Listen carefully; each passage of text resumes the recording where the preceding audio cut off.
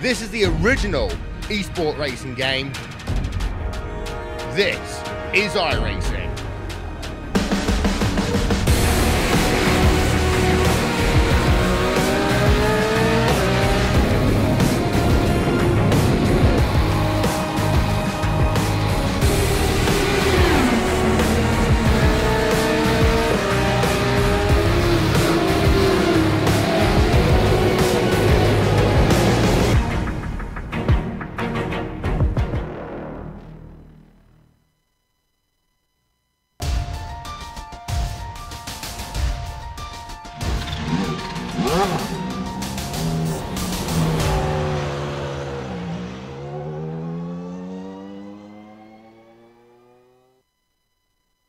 This season began on a series of blindingly fast tracks, and it will end on them as well. After the tight confines of Lime Rock Park put the proverbial hornets in the jar and shook it, Spa releases them. But this track arrives just as Dudagnon has been gaining momentum in the points. Past results for Claridge here do not bode well for him in his fight to reclaim the points lead, and it's looking like an uphill battle. But soon, all of our drivers will climb uphill at Eau Rouge as we get ready to watch round 11 of the Lotus 49 Grand Prix Legends Series. And you'll see it all live here on the Global Sim Racing channel and the iRacing Esports Network. Hi, I'm Joe Peak, and with me in the booth is Johan Vandenbelt. Behind the scenes is our director, the Dr. Amjad Yaman, and he's using cameras provided by Ducky Beard. Johan, we're back at Spa, and I'm excited to really watch these cars unwind. Yeah, me too, Joe. Racing fans can and also usually do argue what the best Formula 1 track in the world is, and people say it's Monaco, Silverstone, Monza, but for me personally it is this track, Spa-Francorchamps. The immense height elevation, hearing the engine scream through the trees, it is a location that every Formula 1 fan should visit at least once. Now, talking about unwinding, Joe, the original Spa-Francorchamps track that was built in the 1920s was really a track where cars could unwind. This 15-kilometer triangle connected the towns of Francorchamps, Malmedy and Staphelo was truly immense. After decades of racing, the track saw some safety measures implemented and was reduced to roughly the current length of 7 kilometers. But it's still a track to be feared, however, with corners like Eau Rouge, Pouhon and Blanchimont being famous for challenging drivers each lap. Now, in reality, the Lotus 49 and Spa were never a lucky combination, with Jackie Oliver's 5th place in 1968 as the best result.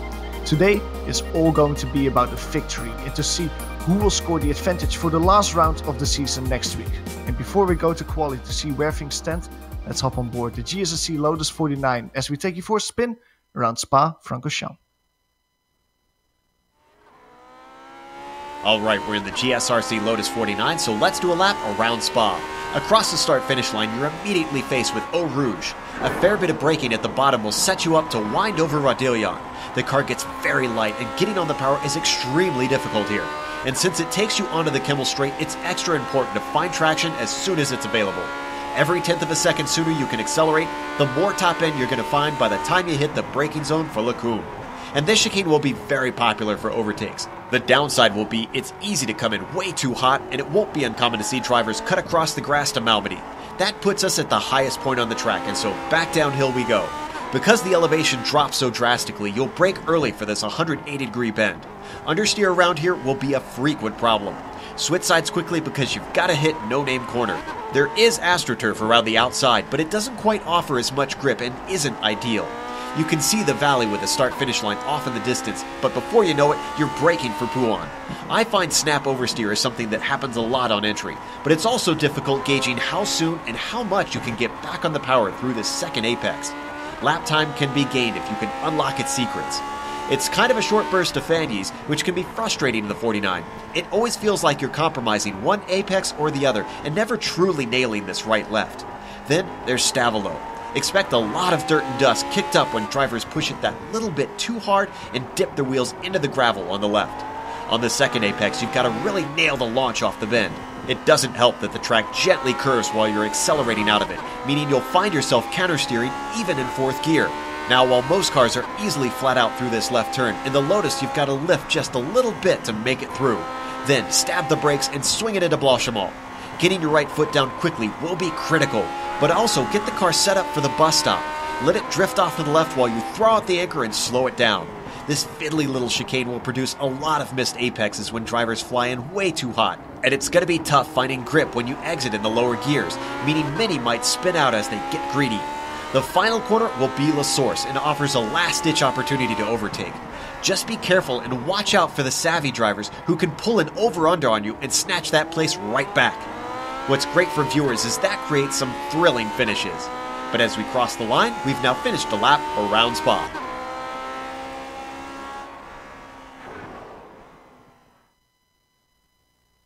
Welcome back to Spa-Francorchamps. That lap around gives you an idea of the speeds that these cars reach, even without downforce on them. They really let the engines go on the straightaways. Now, the championship, unfortunately, that's going to be let go slightly here as we don't have Mick Claridge today. So you look at the points, and those 10 points look pretty close. And, well, Mick Claridge still has his pocket points of 37. So regardless, he will score those, but by our math, he will be 39 points behind if Michel wins today.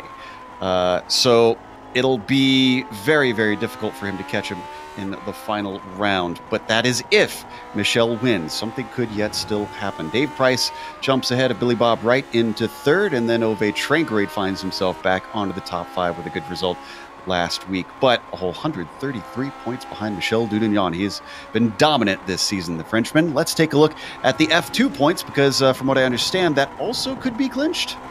Absolutely. Look at the gap that David Rossi currently has over Hideki Kofiso, a 45-point deficit between the two, and that means that David Rossi has to outscore his Finnish rival by 6 points today. If he manages to do so, he will be the one taking the Formula 2 championship home in this season.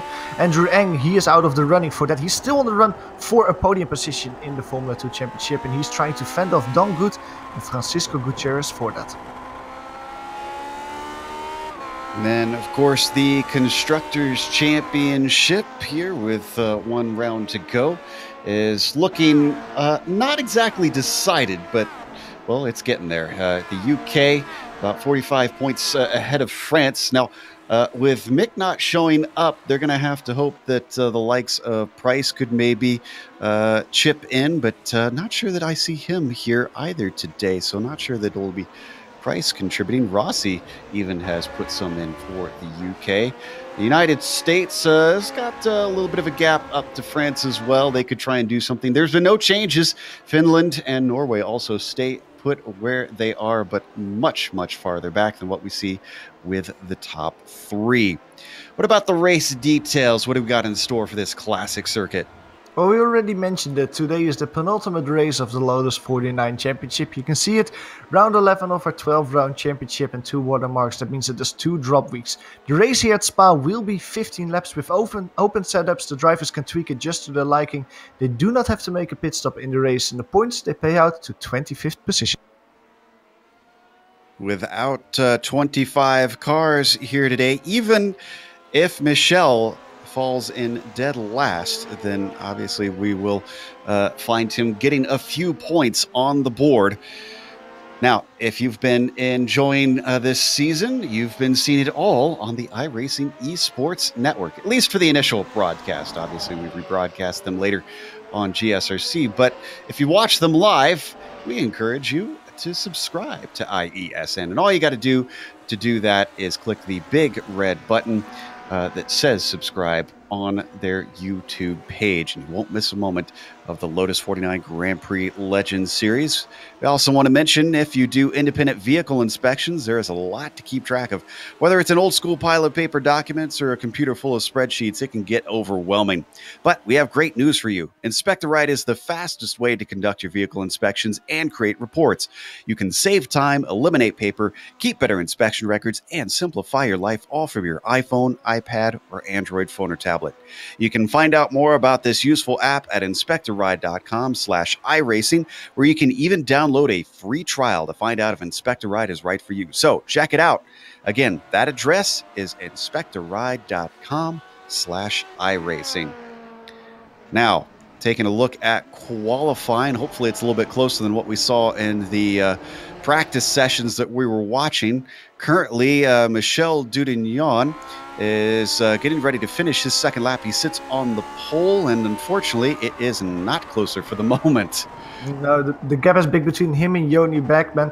Joni Beckman was very late starting his second lap. I don't think he actually has enough time to complete his second lap with where he is on track. Michel Dudignon is coming across the finish line. A 14.6 becomes a 14.5, 1.1 seconds in front of P2 for the championship lead. Yeah, Joni has well more than half the track to go, it looks like. So Roman Pawlowski manages to put himself up into third place, but his second lap does not improve, unfortunately. So that 15.6 will be his best. Ove Trangrade can be the next to cross the line. He sits in fourth. Sometimes he can put some good laps in. A 15.9 stays as a 59, a 17 flat for his second lap, unfortunately. See a few new names, though. Yuta Simomura is not going to time in, so we're not going to be able to see what Yuta will be able to get onto the board as the qualifying finishes, and the rest of the cars are done now. So let's go through our starting grid. Michel Dudignon, as we mentioned, with an absolutely incredible gap of over a second back to Joni Beckman in second place. Then it is Roman Pawlowski starting in row 2 and third, followed by Ove Trangrade in fourth. Rob Olenek with another good result in qualifying, starting from P5. Billy Bob Wright starts in 6th, followed by Daniel Sadro in 7th, and then it's Tommy Unhola in 8th. David Rossi starts row 5 and 9th, and then the top 10 is rounded by Andrew Ang.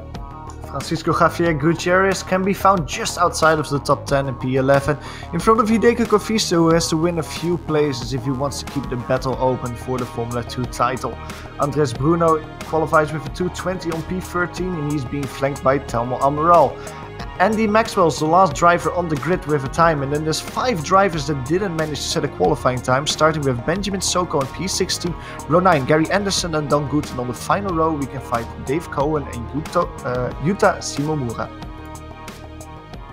Cars are gridding up, with this being the classic layout. You can see they do not start where modern Grand Prix start. They head down towards Eau Rouge as their first corner.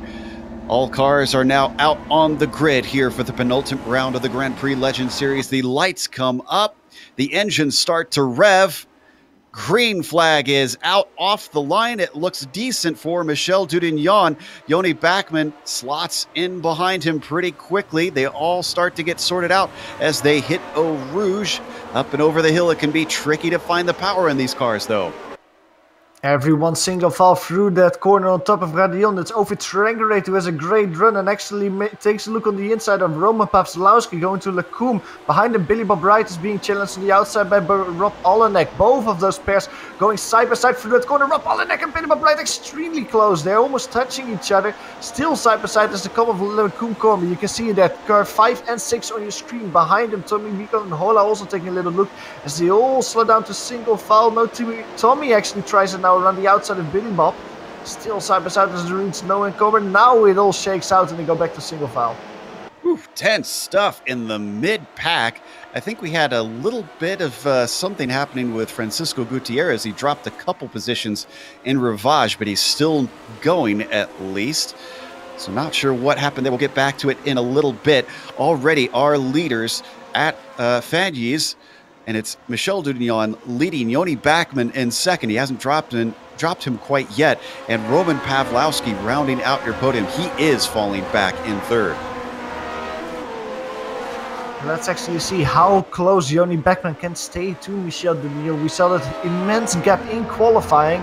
And was it actually real indicative of the pace difference between the two, or was it because Joni couldn't set his second lap time? The gap between them as they're coming towards Blanchimont seems to increase a little bit, and as you say, Roman Pawlowski cannot follow the pace now. Ove Trangrade is trying to close down the gap, get himself towards a podium position. Right on board with the Finn, and that makes me curious, actually. Do you think the draft is worth enough that he could just ride his coattails, or is it not powerful enough in this cigar-shaped car? I mean, it's not as powerful as you have in other cars, but it does help a little bit. You can see a little bit of an advantage in the draft, a little bit of extra speed you have, especially on these very long straights towards the bus stop chicane here as well as you go all the way to Lacombe. You can see the difference helping there a little bit.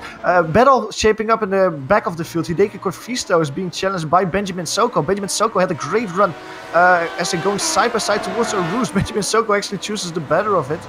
Bobs out of that. Almost bunches up Andrew Ang, who has to get a slowdown there. Wow, Passed by Andres Bruno. He ducked off into the paved runoff and probably glad for this modern layout. Otherwise, he would have his day ended if it was the old one that the 49 ran at. But the battle not over between Zoko and Koivisto. Koivisto does come out ahead with 10th place. Glad to see Ben return to us. I know he had to duck off for some real-life obligations, as it's an awkward hour somewhat for Australia for this race. He's still hounding the likes of Koivisto as they work through Rivage. Andy Maxwell almost being taken out there twice. Who was that? Dave Cohen almost running into the back of him. They completely didn't expect him being slow out of Lacombe there. Almost a huge crash. Let's take a look at the replay. Woo. There was a car back there already sliding around. And as they come out of Malmedy down towards Rivage. Oh, and we come back live. Still, this battle continues as they come up to Fanny's in another outbreaking. Gutierrez finds himself sliding in a little bit deep. Excuse me, that was Andy Maxwell going in deep. That was Gutierrez taking a look. He's trying to see in that yellow car if he can duck up into Stavolo, but it's just not quite working now. They come out towards the run to blanch them all. It seems like Andy Maxwell's a little bit the cork on the bottle in that battle. Dave Cohen already finds his way back, and Francisco and Telmo Morel as well, trying to find a way past him as soon as possible. Oh, meanwhile, we've got a side-by-side battle for third. Trangrade and Pavlowski. Pavlowski a nose ahead around the outside, up into the source, but he goes the long way around. Can't get the power down. It is a drag race down to Eau Rouge that goes in favor of Ove Trangrade. Now Rob Olenek sticks his nose in, thinking maybe he could get involved. Backs out before the fearsome run up the hill. They all go single file. And that little nose from Rob Olenek really helped over Trangrade, but because of that, Roman Pavlovsky couldn't hop in the draft before they reached the Rouge. Out of Radillon, Roman Pavlovsky did have to draft all the way on the inside. Now, this is a good battle already for several laps. They are fighting quite hard for the final podium position. Rob Olenek tries to make it a 2-for-1 for over Trangrade there, keeps his nose in, stays here. Beautiful move from Rob Olenek. If you can stay there on the inside, the next corner is 180 degrees to the right. You will have the inside there still side by side as they reach Brussels. Still going there around the inside, but now a lot less track to cover, and he gets by over Trangrade as well. So the Norwegian loses 2 positions in 1 lap, can slot back into the racing line and defend off to Billy Bob Wright. Wow, the New England driver has got some guts today. That is for sure. Through Pruhan, he now finds himself in 4th, eyeing a potential podium if he can get by Pavlowski. All this battling is not helping this group, though. They are already 4.5 seconds off the likes of 2nd place, which is still Bachmann. And Yoni's been holding on somewhat to Michelle. He's about 1.1 back from our leader, but certainly not threatening him. Absolutely. Joni Beckman can, at this point of the race, stay with him, but not really mount any pressure or show any signs of danger for the lead that Michel Dudillon has. I think that the French driver is just controlling the race at this point. He knows that he has the speed, and he just has to focus on not making any mistakes and not even being as quick as he can be around this track to hold that lead. Back to this battle for P3. The purple car that you see on screen, that is Ove Trangrade. The tiger-colored car is Rob Olenek. And then the yellow machine is Roman Pavlowski. No attempts down into the bus stop chicane, but they switch towards La Source. They're starting to pull away slightly from Ove. The accordion back together into the hairpin. Don't forget, behind them, that's Billy Bob Wright in the light blue machine. And then Tamu Unhola in the white and blue car giving chase. Yeah, Billy Bob Bright, especially of these drivers, is trying to go for a good result, because with Dave Price not being here today, he is in the run for P3 in the championship. If he can bring the car home in a reasonable position, I think the P6 where he currently is in will be enough to get P3 in the championship. So he's happy where he is right now, eating some popcorn and trying to see if he can maybe sneak 1 or 2 positions up going forward in the race. It's still how it was. Still how it was last time they went through Radillon, but all the cars are under a blanket here, Joe. Oh, Roman looking a little bit unsteady. Big slide coming out of Lacombe. Gets it gathered together through Malmedy, but you can see that's brought Rob Olenek right on top of him. And in fact, Ove Trangerade as well. But there seems to be a little bit of difficulty today in overtaking between these cars. A little factor of that can be that the whole practice and qualifying was being run in very clouded conditions, but now that the race is underway, the sun is coming out. You can see that the track temperature immediately shot up 4 or 5 degrees Celsius to 27. Still quite cool conditions here in Belgium, but it is a little bit warmer than it was in qualifying, and that just might throw some of the setups a little bit off, like the drivers were preparing for in qualifying and in practice. Slipping and sliding around as the track is up to 81 degrees. Not outrageously hot compared to what we've seen sometimes. So we ride on board with Ove Trangerade, but he is definitely sawing at the wheel from what we're seeing. So certainly not as happy as he probably would like to be with the handling of the car. Through Blanchimont, they swing it a little bit wide, both for Olenek and Pawlowski, as they take to the paved runoff. Still no opportunities as they all stay single file into the bus stop. They all three just snuck a little bit of extra track there, the exit of Blanchimont. All three just following each other off the track, and you could see that, well, kind of helped them a little bit. They extended the gap to Billy Bob Wright a little bit. Now, as they are reaching Les Sources, you need a good run out of here to set yourself up for a run over Camel Straight. Last time around we were here, they really didn't try a single move. They all stayed single file as they were rushing over Camel Straight.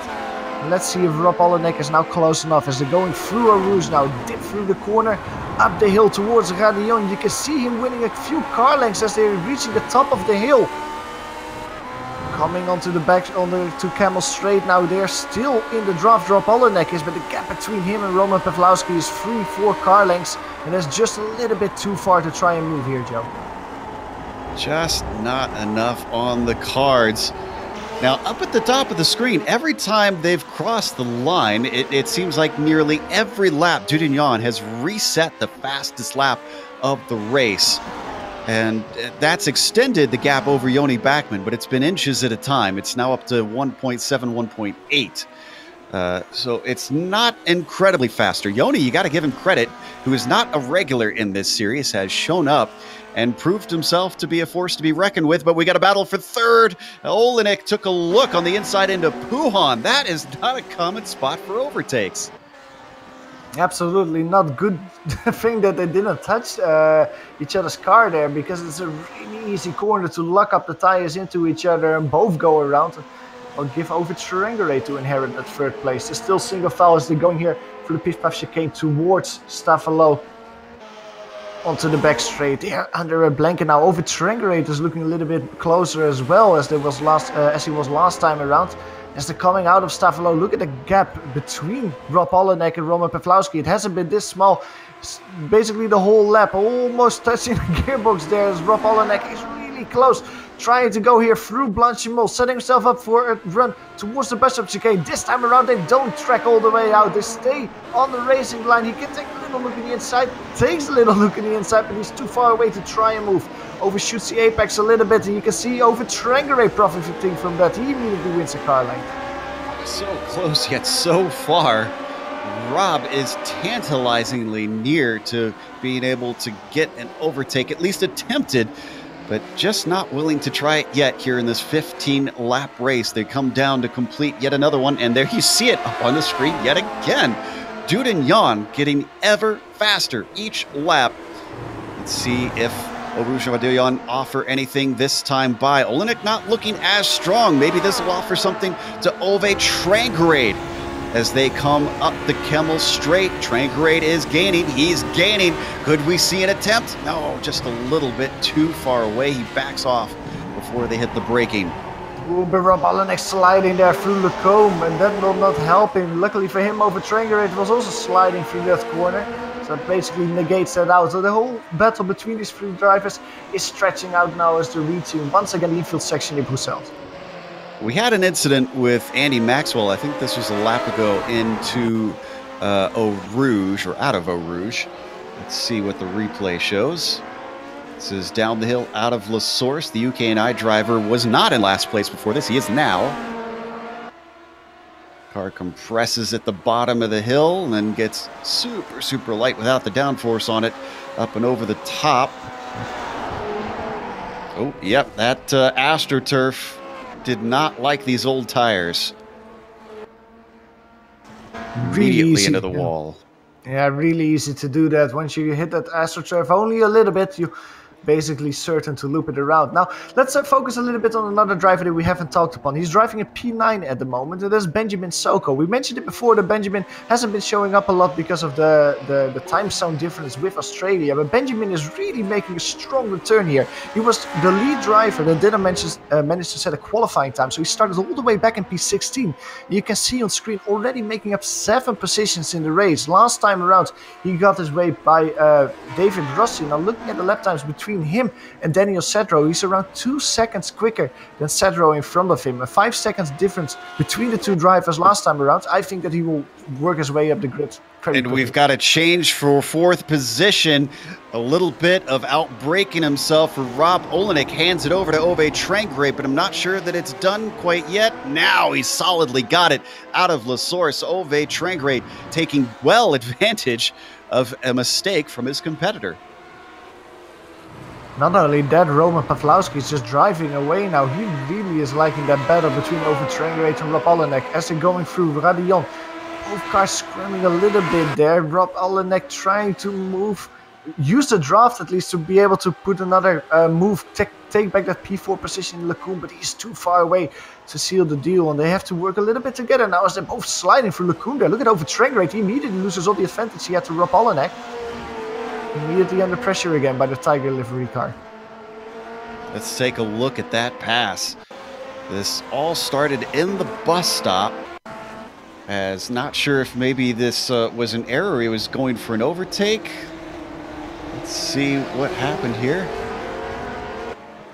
Well, not sure if this is the correct lap. There we go.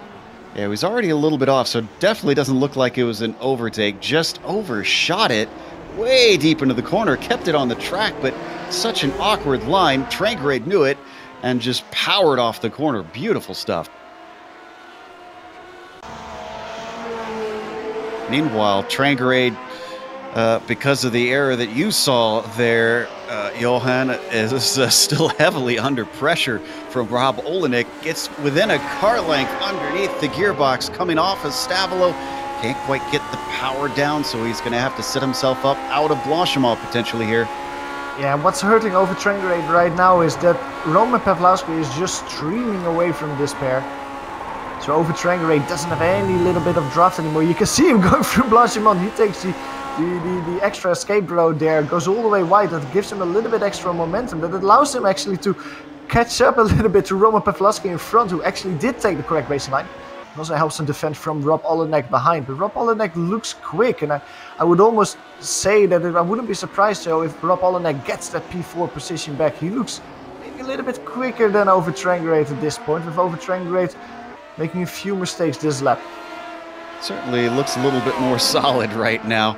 Meanwhile, we had an incident with Francisco Gutierrez. He didn't hit anything. This was in Rivage. Taking a look at that. There you can see the Iberian driver. Oh, well, it started actually even before that. Cuts across the course in Lecombe. And then I guess he had a second incident coming down the hill here. Let's watch if this was consecutive or if this was a separate lap that we're looking at. Already set a little bit off, and indeed a little dirt on the tires makes it hard to grip, and it almost turns around completely.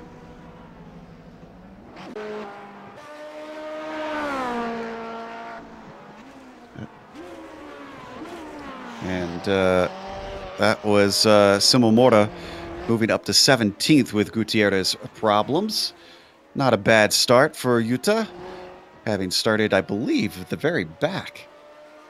Yeah, making some positions up in the progress. Now making some positions up. Rob Olenek is trying to get a position back. He started in P5 and is driving around the P5, but he was driving around the P4 for a long while. He was putting pressure on over Trangrate in the infield sections a few corners ago, but you can see now the battle. They are actually closing down the gap to Roman Pawlowski. It's a very interesting battle to watch because of that, Joe, because you have over Trangrate, who seems sporadically to be the quickest driver in this group, makes a little bit of a few too many mistakes to really profit from that and get by the rest. While Roman Pawlowski and Rob Olenek as well, they're very decent, consistent, not making a lot of mistakes, but they're also a little bit off the pace compared to Ove. Meanwhile, these guys have been hogging the screen time, and two drivers that deserve a little bit is Tommy Unhola and Billy Bob Wright. And Billy Bob was getting awful close to the back of Tommy, but he lost a little ground coming through Blanchimont. He still pokes his nose anyway. He sends it in very deep down into the bus stop. I didn't think that was going to work, but Billy Bob almost did. Loses a lot of time with that shallow angle out of the chicane. Certainly challenging the likes of the Finn.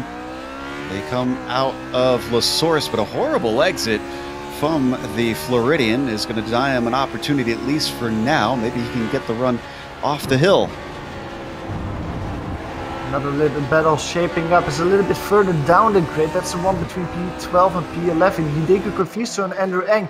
Now, this is actually a very interesting battle for the Formula 2 Championship. We mentioned it before. David Rossi, the leader, is driving in front of them for P10. He is all the way away. But if Hideki Kofisto cannot manage to keep P11 and actually get past for that position, that might give David Rossi enough of a point gap compared to Kofisto to seal the Formula 2 Championship today.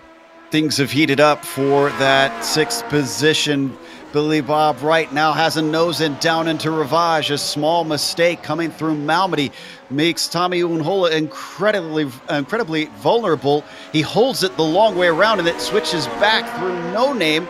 Still going to be side by side as they head down through Puhan. Finally, a little bit of a nose ahead for Billy Bob Wright, but is that going to be enough? He tries to send it in deep. There's very little grip around the outside of this corner. They come together! Tommy Unhola somehow holds the car straight forward, but he loses the spot. Whoa! Hats off to Unhola for not spinning the car there after that major moment, major contact he had. Let's go on board with Unhola. Now, just look at how much of an air that car gets once they hit each other. And he just saves it, full opposite lock there to get it back into a straight line. Now, he loses one position, but he gains a lot of respect. What a move there from Tommy. I want to see if he actually goes all 4 wheels off the ground on the replay here. This is incredible. Look at that! Oh my goodness! Counter steering mid-air and gets it back going.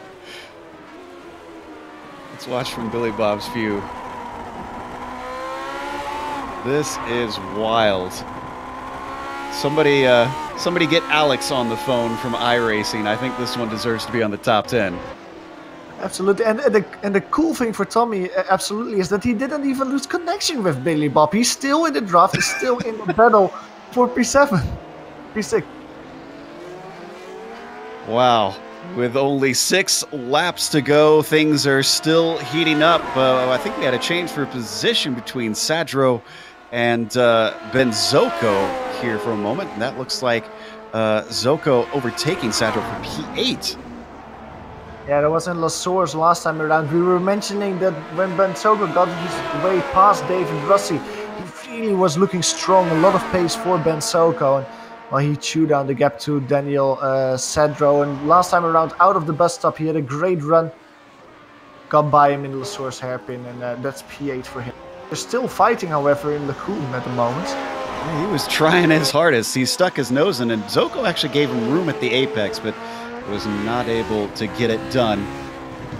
As we ride on board, a little bit of a defensive move from Zoko down into the corner.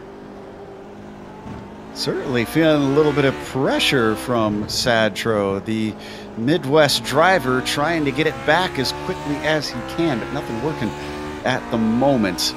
He's still got a few laps left to try and take it back. We still have all cars on the lead lap but one. Andy Maxwell, the only one to have gone laps down. He got some repairs done after his incident out of Eau Rouge. This is our leader, though. Michel Dudignon, the Frenchman, going to take maximum points here today.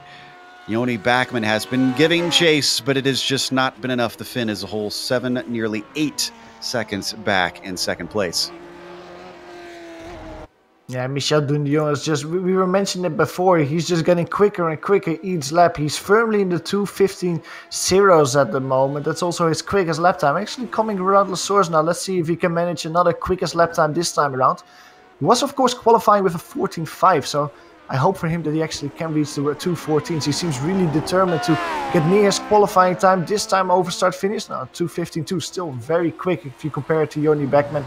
Yoni is doing 2:16, so that's almost a second per lap that Michel Dudignon is gaining on P2. Ooh, Sadro and Zoko up against each other once again. Sadro took a try into the bus stop. That one doesn't work. This is where Zoko took the spot last time through Les Sources. They're going to be single file through there. And Sadro can't find the gas off of the corner. He starts to lose time down the hill. Yeah, out of Radillon, he will have a little bit of draft as this car coming out of the pits. Andy Maxwell's coming back to the grid now. He has some repairs, tries to get it going again for the last few laps of this race. Then he Sadro through Radillon there. The gap is now way too much. He didn't have a good run there. He is now out of the draft, and Benjamin Soko can now keep his head down, trying to chew down the gap to Tommy Miko and Hola in front of them. There's around 6-7 seconds between them. With 5 laps to go, he needs to really put in a monster drive if he wants to get another position before the race is over. Absolutely. But from what we've seen from Ben today, I wouldn't put it past him. Now, we haven't looked in on that battle for third in a while, and unfortunately, it has gone from 3 cars to 2. Pawlowski still ahead of Trangrade, but Rob Olenek has since dropped off a whole 2.5 seconds between himself and the Norwegian. So it's now become between Trangrade and Pawlowski to settle the podium. For the moment, at least, that could still close back together. Let's give a little bit of love farther down in the pack, though. Johan, I think you spotted something down there. There's a little battle going on for P16 at the moment. That's the battle between Dave Cohen and Francisco Javier Gutierrez. And we saw Francisco having a few problems early in the race. He started, of course, at P11, now dropping down 6 positions in P17. He's trying to fight his way back now. He's trying to get a good run here through Eau Rouge. A little bit wider line there. That hurts his momentum through Radillon, but he's trying to fight his way back forward. This is a battle that's basically been going on for around the last lap. Francisco is having a little bit more pace, it seems like. Dave Gohan is defending there as they're reaching Les Sources. Good battle between these two. Now if we move a few positions up the grid, there's another... Ooh, that's Andy Maxwell going around in the exit of Stavelo. That almost ruined the race of Hideki Kofisto, was almost taken out by that. Yeah, that car not completely repaired, it looks like. Because just all by himself as he enters the corner, it starts to give a bobble. And wow, comes across the track 2 or 3 times before he finally finds himself at a halt in the paved runoff. He's now going once again. Lucky for Hideki Kofisto on board with him. Now you can just see the car in front of him make his move, and you try to predict where the car is going, and suddenly he fears off the racetrack. Luckily for Hideki Kofisto, he can continue. Now Hideki was fighting with Andrew Eng. That's a battle we looked at earlier in the race as well. That battle has basically been stretched apart. Andrew Eng had a little mistake going into the bus stop chicane last time around. That cost him around half a second, so Hideki Kofisto can streak away slightly. We had another car in the wall recently. This was Dave Cohen, and it was a hard hit into Fanyes. He's got it going. I think he managed to hit it with the nose instead of... there you see it right there. Turns him around a full 360 and returns to the track. Hopefully he didn't damage his suspension. He's right on board with the Illinois driver. Watch his view. Wow, that snapped quick. They gave Francisco Javier Gutierrez the opportunity to get by. For P3, however, it's over Trangrade trying to profit from a mistake from Pawlowski. Side by side as they're going through Stavelo. Pawlowski again very wide through the exit of campus. Actually managed to stay in front of the Norwegian. I don't know what happened there exactly, but I would have put money on Over-Trangerate getting by there. Still very close as the reaching through Blanchimont, both of them staying on track. Over-Trangerate has a good run here, but not close enough to try and move here in the bus stop. Oh, so frustrating for the Norwegian as now they come through the bus stop and back to the Grand Prix pits. He's very close now. This could offer something up as they come up to La Source, but he does not try. Maybe saving his stuff. Around here, a big slide from Roman Pawlowski around the hairpin. Keeps the likes of Trangrade close behind, tucked up under the gearbox, plunging down the hill towards Eau Rouge. All he needs is a good run here. He should be within the slipstream. Up and over the top of the hill. He's close, but is this close enough? He starts to gain the Kimmel Straight, bringing him within reach. He is now less than a car length back. He ducks to the inside. No defense from Roman. He's got a nose ahead as they break for the corner into Lacombe, and he's finally got it away. Still a little bit of wide line for Over-Trangerate. Can Pawlowski profit from that? That really little bubble he had on the exit of Radillon really hurt him on the run down towards Kemmel. Now they go back to single file racing as they reach Bruxelles. So Pawlowski is being relegated one position outside of the podium positions. Rob Olenek, however, he was apart from the battle as well. He is almost a second away from them. He really fell down the wayside. Let's see if Over-Trangerate can now put the hammer down and start distancing himself from Roman behind him, consolidate a podium position. Stays right with him, making Over-Trangerate work for it. The yellow car of Pawlowski has been in an epic fight and finally loses out on third. He's been holding on to it for much of this race. We're starting to get cars lapped now, as we have only 16 cars on the lead lap. Jutta, Simomora, Gerdy Anderson, and of course Dave Cohen with his problems have all fallen down behind our leader of Michel Dudignon. Yeah, they're being overtaken and being a lap now slightly. Also, Jurny Backman is inching towards them at the moment. You can see on screen that Angelique Pawlowski had a poor run through Staffelo, lost all connection to Over-Trangerate. So Over-Trangerate can try to consolidate now. This has been a great run from Ove. He started in fourth, and this will be only one position gain, but you got to say that he worked for it. Still got a couple laps to go, though, for him to be able to solidify this spot. Pawlowski still within the tire tracks, giving chase and putting a little bit of pressure on the Norwegian. They have not been run down by Rob Olenek. The New England driver has been holding station at just about 2.5 seconds behind them. He has, though, run away from Billy Bob Wright. It's a whole 8.5 seconds back to P6. And that battle between Wright and Unhola, unfortunately, has spread apart. I almost wonder if Tommy suffered a little bit of damage from the contact that they saw. I wouldn't be surprised, but Unhola is now not looking forward to Billy Bob Wright anymore. He's looking behind to Benjamin Soko as they come across start-finish line. The gap between those two drivers, only 2 seconds. Now, I remember 5-6 laps ago that the gap between them was 6 seconds. Looking at the lap times between Soko and Unhola, that's almost a second that Soko is quicker. With 2 laps to go, these drivers will be right on each other still when their finish flag drops.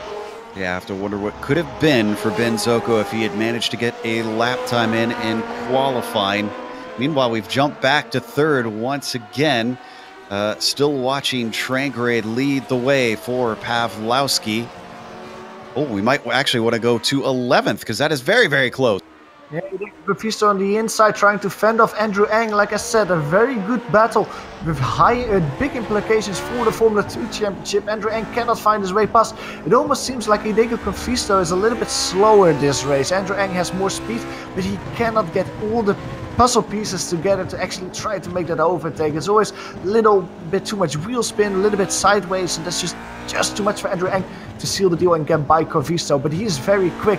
Last time around as they reached Lacombe, once again he was putting pressure on the Finn. He has 1.5 lap left to try and take away that P11 position. Well, it's barely 1 lap left for this man. Michel Dudignon has led every lap so far here for the penultimate round, with his main rival in the championship not showing. This is going to be an incredible gap going into the final round. All he has to do is complete one more circuit around Spa-Francorchamps, and as he gets the white flag, he takes another fastest lap there with a 15 flat. Trying to finish the race in style, Michel. Yeah. Just unreal. Absolutely. Well, behind them, the battle for P3 is maybe getting a little bit interesting with some lap traffic thrown into the mix. Over Trangrate, Roman Pawlowski, they're not under a blanket as they were a few laps ago, but they're having to overtake Gary Anderson and Yuta Shimomura now as well, who are fighting for P17. Gary Anderson is being passed on the inside of Camel Straight, and Roman Pawlowski is actually profiting from that. He's right into the draft as they reach Lacombe, closing down the gap, the deficit to Trangrate by a few car lengths. Trangrate, once again, we've seen him do this a lot of this race, sideways through Lacombe. Again, Pawlowski wins a few car lengths.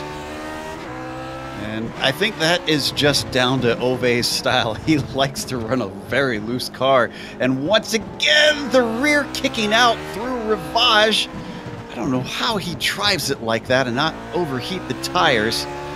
But Roman Pawlowski keeps getting a sniff here and there. P11, the Hideki Confiser and Andrew Eng almost side by side going through a ruse. Andrew Eng bobbed out of that in the last second, giving the racing line to Confisto. But once again, Confisto has to defend the inside of Lacombe. This will be a difficult corner to overtake now. Andrew Eng has a better line, better momentum though. Can close down the gap a little bit. Slides on the exit through Lacombe there as they're going on the rundown towards Bruxelles. Gap increases slightly. Andrew Eng has one more opportunity, I think. And that's once they reach the bus stop chicane. Staying right with him, but unfortunately we've got to stay with Michel Dudagnan. After the bus stop, we have one more corner to go. It's La Source. It's not the nail in the coffin for the championship, but it's certainly picking out curtains. Michel Dudagnan slides it through La Source with some style down the hill and across the line. Dudagnan wins here at Spa. Jody Beckman behind the wheel gap P2 in the P3 battle. Roman Pawlowski makes a small mistake, losing some momentum that he had in the bus stop chicane, and that will give Ovid Trangrate the opportunity that he needs to get that final podium position. He finishes P3. Got a little bit of a battle back in 7th spot. Remember Zoko gaining on Unhola. He's right there at the door, but as he knocks, he doesn't have a chance to stick his foot in through La Source. So Tommy Unhola survives to take 7th. Let's go back to P11, the battle between Confisto and Eng. We saw it always along, little snippets of it. 2 more corners to go. Andrew Eng is a little bit too far away through the bus stop chicane. 1 more corner to go. La Source, I would say that Hideki Confiso has it. That's there. Reaching La Source is David Rossi coming across the line in P10. So he finishes just in front of them. I don't think it will be enough for him to get that Formula 2 championship here. That will be carried over next week when we visit Monza, because it's Hideki Confiso keeping the championship battle alive with a P11 position and P12.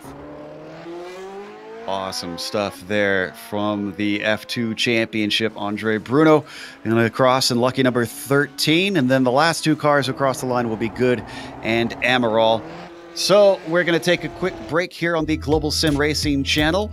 We'll come back with the official results as well as driver interviews on screen. We are going to see all the upcoming races here on the GSRC.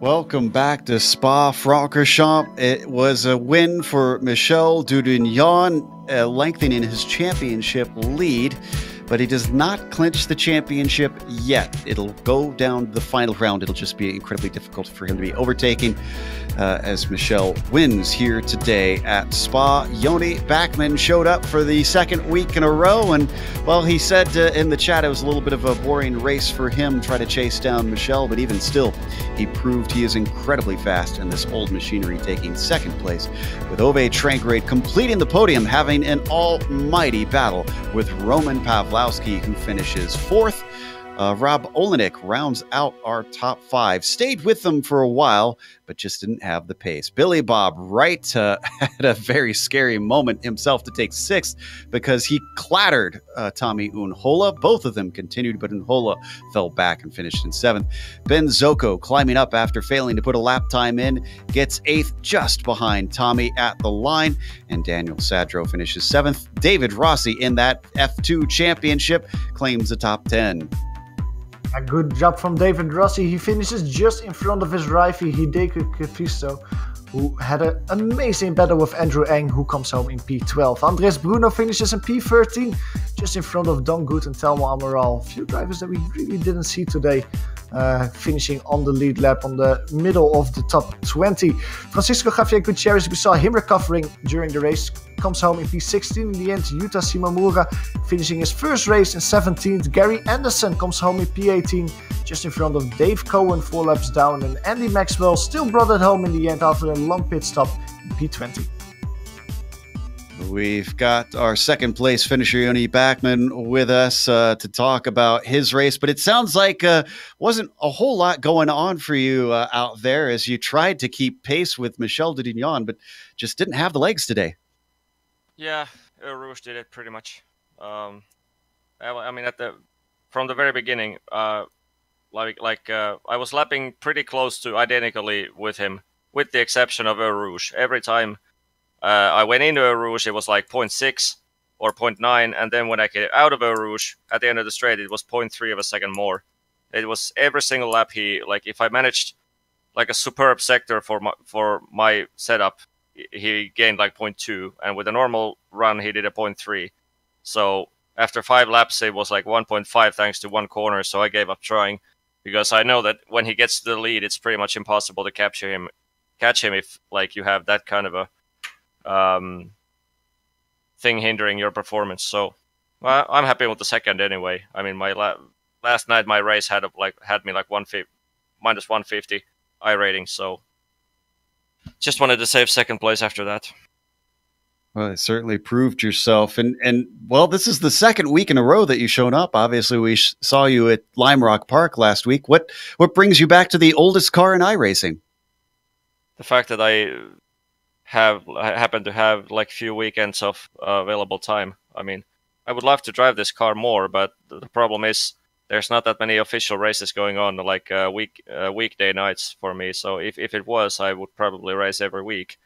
But like most likely within 2 weeks, I'll be pretty much away from my PC every single weekend. So it's going to be impossible again to drive this car. But I love this. I love this car, but just sad that there's no more official races. Yeah, I feel you there. So, well, then I have to ask, will you be showing up next week at what is the crapshoot of Monza combined? No. Last year, I tried 2 races last year, and I ended up getting wrecked out in both, so no thanks. All right. Well, hopefully you'll tune in and be able to watch then. Congratulations on a podium out there today. Some incredible speed from you. Thanks. Well, I wish I could have done more, but I mean, with a softer setup, I would have been able to launch like Michel did from Eau Rouge, but then I hate driving a soft setup like that, so it's just a compromise, but wow, he really had something I didn't today. Yeah, Michel, it's no shame being beaten by him. That was Joni Bachmann, our second place finisher. And then up next, we've got Tommy Unhola, who managed 7th. Johan's talking to him. Yeah, Tommy, welcome to the booth. Now, before I really ask you about your races, wanted to ask you, is your wrist okay? Because I saw in the post-race chat that contact with Billy Bob Wright hurt your wrist. Oh yeah, well it has not been okay actually for years. I have not been working in like 2.5 years as it was. They did surgery on it and it didn't go well, I guess. So I usually drive kind of only with the left hand and then palm of my right hand. I'll only keep like a really good grip on two fingers. But I think it was something internet related. I didn't see replay, but it was really big hit and my car actually jumped and I had to catch it as it was sliding when it came down. So I kind of hurt it there, but I think it will be fine. Good to hear that at least seems okay. Your wrist now that save that you had after the contact was amazing. The way you just threw it in full opposite lock and could continue the fight actually. Now one thing we were wondering is did that contact with Billy Bob Wright actually affect your car? Did it give you any damage? Luckily not much. I thought race was over when it landed and I catched it, but I tried to drive it normally. It was just a bit understeer, so I was losing kind of much time as I don't really like understeer cars and I could not get it turning very well, so it was hard to drive after that, but luckily I don't think it didn't cost any positions, so. So just to summarize, P7 in the end, that's a good result. You're happy with that coming out of Belgium? Yeah, I have to be happy with that. I actually found out when I was going to sleep last night that I can drive tomorrow when I thought it was today. So I have been driving from car for a whole week. So it was pretty good for this preparation. Very good. Well, congratulations once again with P7, and we hope to see you next week at Monza for the season finale. Yeah, absolutely. I want to do that. It's maybe greatest race in iRacing, so it will be fun, and I will make everything to do it. So see you there, and thank you, guys. Very good. That was Tommy, Mikael, and Hola qualifying in P8, coming home after a great battle in the race in P7. That's going to close out our interviews today here for the penultimate round at Spa. But we, of course, want to thank a few people before we go. A big thank you goes out to iRacing for bringing us on the iRacing Esports Network. Once again, we highly encourage everybody to subscribe when you've got the opportunity. If you're on their YouTube page, all you got to do is click the big red subscribe button.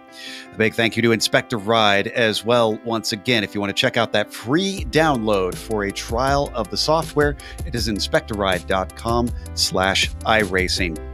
Thanks to the communities that provide the software, or companies, excuse me, that provide the software and hardware for our broadcast listed here on your screen.